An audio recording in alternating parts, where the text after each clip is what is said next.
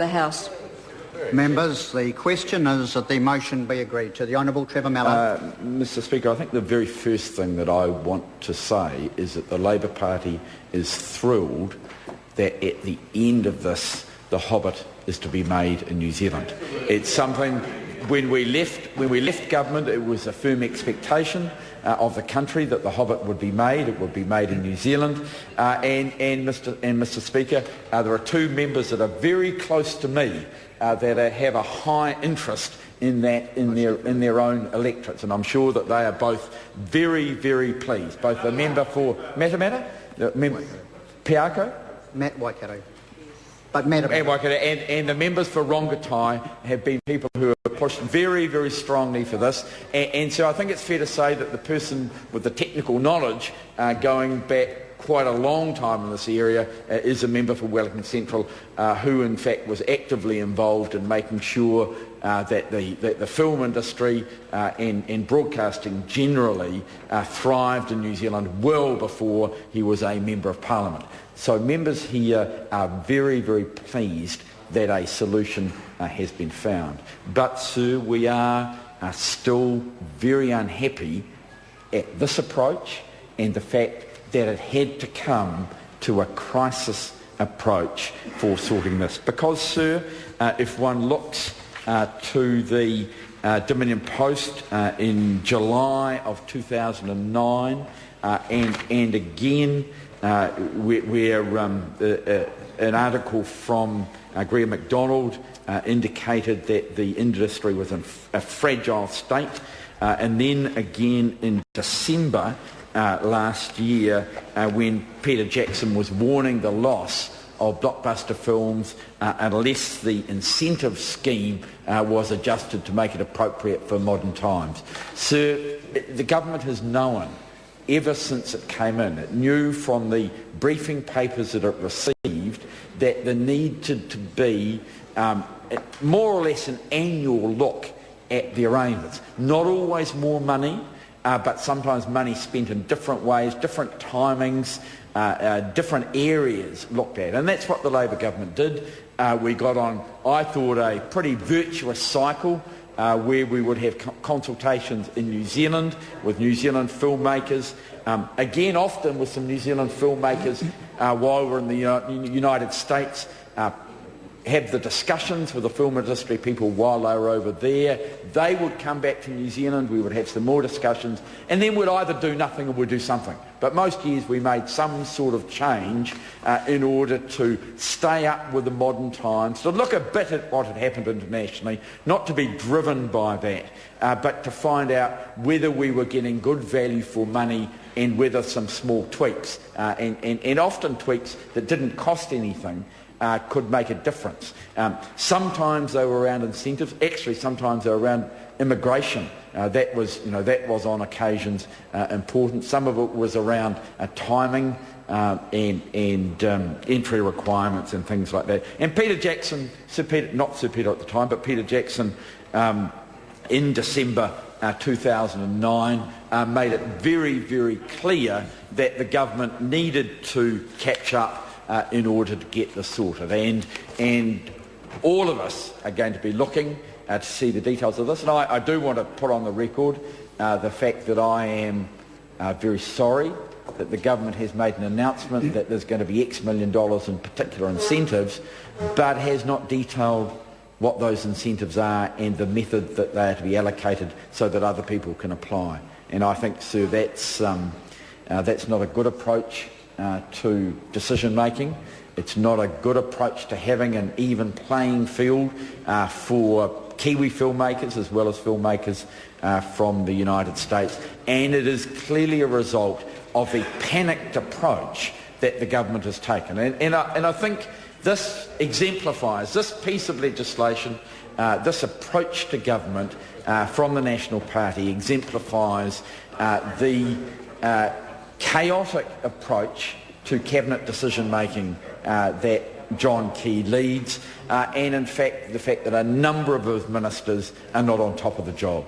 Mr Brownlee clearly did not stay in touch with the US film industry in the way that was necessary. Mr English, the Minister of Finance, as recently as 10 days ago, ruled out any more money or any law changes in order to satisfy Warners. We have Mr Brownlee, who indicates that this is not at the behest of Warners, in an answer to my friend and colleague Keith Locke, and we have Mr Joyce, who indicates that they dictated it.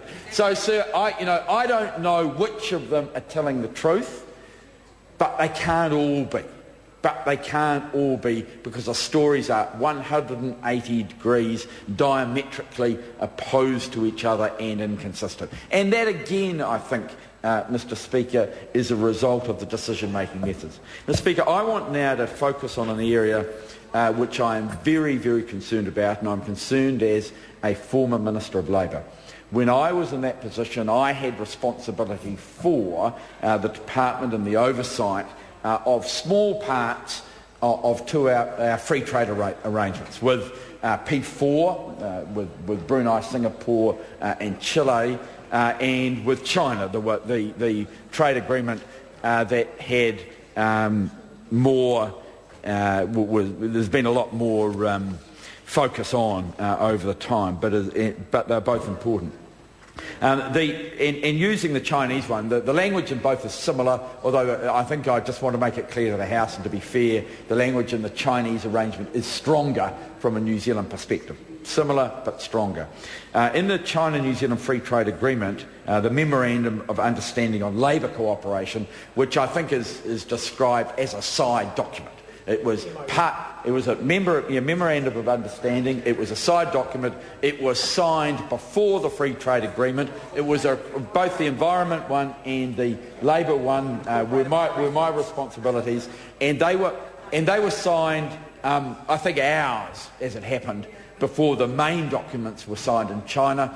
We signed these ones off here, and as people are aware, the Prime Minister and others went to China to sign the free trade agreement. But, sir, I'm one of the people who takes contractual undertakings seriously, and this Memorandum of Understanding is a contractual undertaking. And what this says is the parties, and in this case it's New Zealand and China, in the other case it's New Zealand, Chile, Brunei and Singapore, the parties recognise that it is inappropriate to encourage trade or investment by weakening or reducing the protections afforded in domestic labour laws, regulations, policies and practices. And I just want to say that, in my opinion, we have breached that.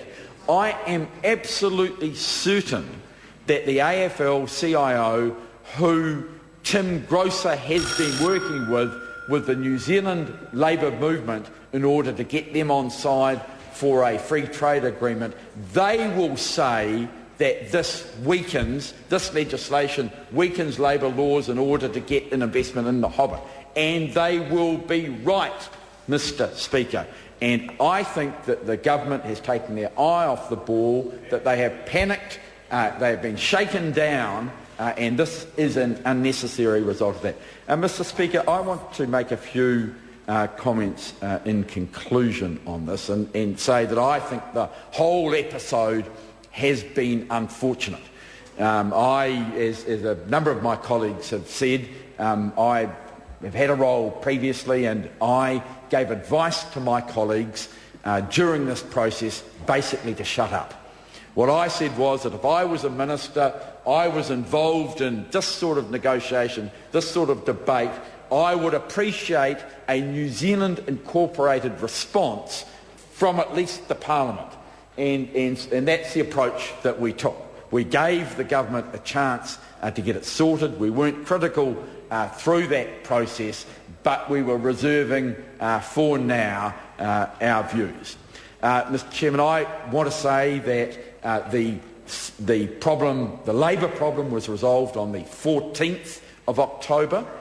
On the 18th of October US time, 17th of October, 18th of October US time, there was an email from Warners to show that was the case. It's available. I think the leader of the House has seen it, as a number of other people have. So this problem was sorted 2 weeks ago. Mr Speaker, we are left with a sour taste.